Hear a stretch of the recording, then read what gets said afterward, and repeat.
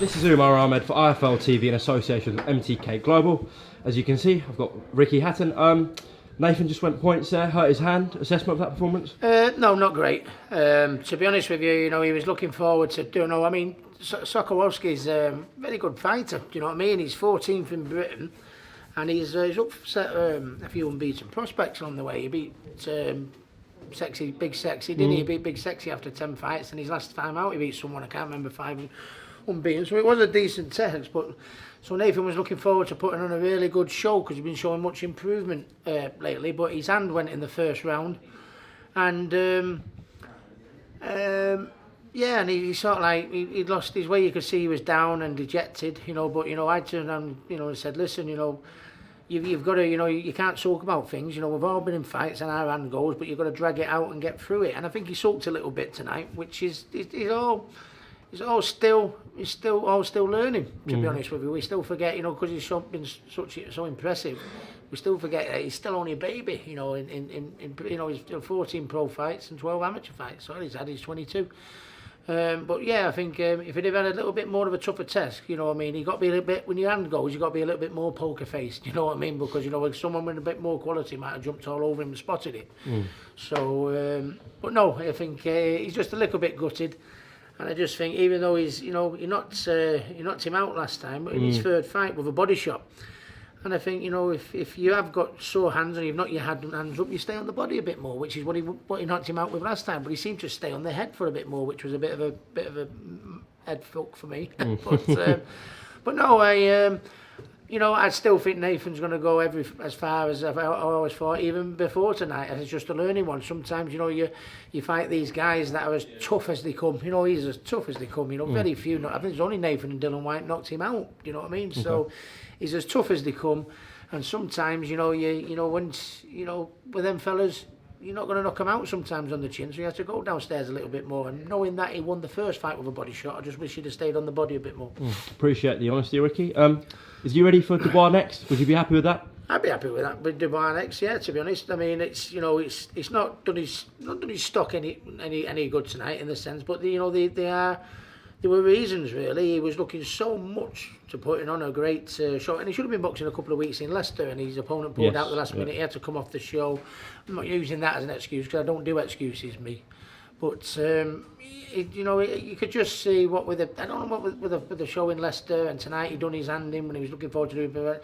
He just looked totally and utterly pissed off tonight, and it showed, didn't it? And it's my job to say, listen, it's not the first time that's going to happen, and it certainly won't be the last.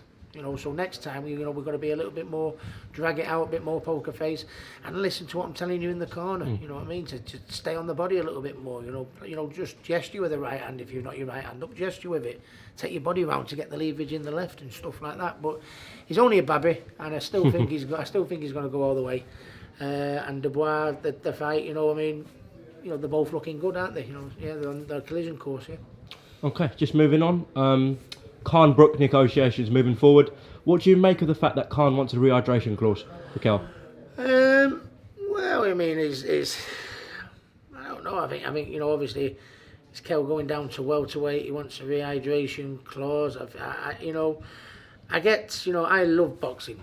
I wouldn't really. Ricky Hatton without boxing would be nothing. But I'm a little bit confused that what happened to the best fighting the best and one world champion and just 7 weight divisions, and it wasn't so long ago we were complaining that there was too many belts and too many weight divisions, but now we're having all the belts and all the weight divisions and catch weights, catch sports, rehydration clauses. What has happened to the game that I love? I can't believe it. Mayweather might be fighting the kid who beat Conor McGregor. You know what I mean? I know we're in the entertainment business. Nobody wanted to entertain more than Ricky Hatton, from my fans. But rehydration. And I'm here, me pal. I get why he's done it because obviously Kel's not made welterweight for a bit, and the IBF clause. If it was for the world title and he was fighting at welterweight, he'd get the £10 IBF. Clause weight thing anyway, checking anyway. But Kel comes from a very good camp. They're very experienced in the Ingle gym there, and I think they'll give himself enough time and do it proper. So he might be all right. But I mean, it's it's little, you know, people not making the weight to get an edge, and you know, a rehydration course to get the edge and all that. I think it's, you know, it's a shame sometimes, to be honest with you, mate. And it's hard for me to speak. I always speak as openly as I possibly can, because I'm here and Kel Brook are both my mates. I love them to bits, but I just think the sport is getting a little bit farcical for certain things sometimes. Okay, that's fair enough. Just lastly, Ricky, I'm sure you've seen the Billy Joe Saunders situation. Supposed to be fighting tonight, but failed a VADA test. Your thoughts on that situation?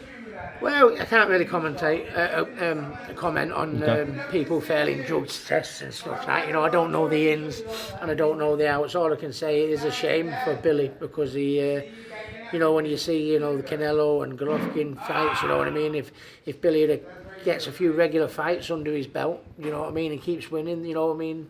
You know, look at Rocky Fielding, he's got the Canelo fight, so you can't say that, you know, that Billy Joe Saunders isn't in the mix, you know, so it's as his pal, it's a shame to see what's happened, but I mean, if he's got a 6-month ban, what my advice would be is you know, what do? You do a 3-month training camp anyway, don't you? You know, try and get a fight a week after the 6-month ban's over, you know what I mean? So I think that's the one, you know, so 6 months will come and go. Sometimes, you know, we go 6 months, 8 months without fighting, don't they, at that level? So, you know, it's not so bad if he can get a date set in stone for the minute the ban's up.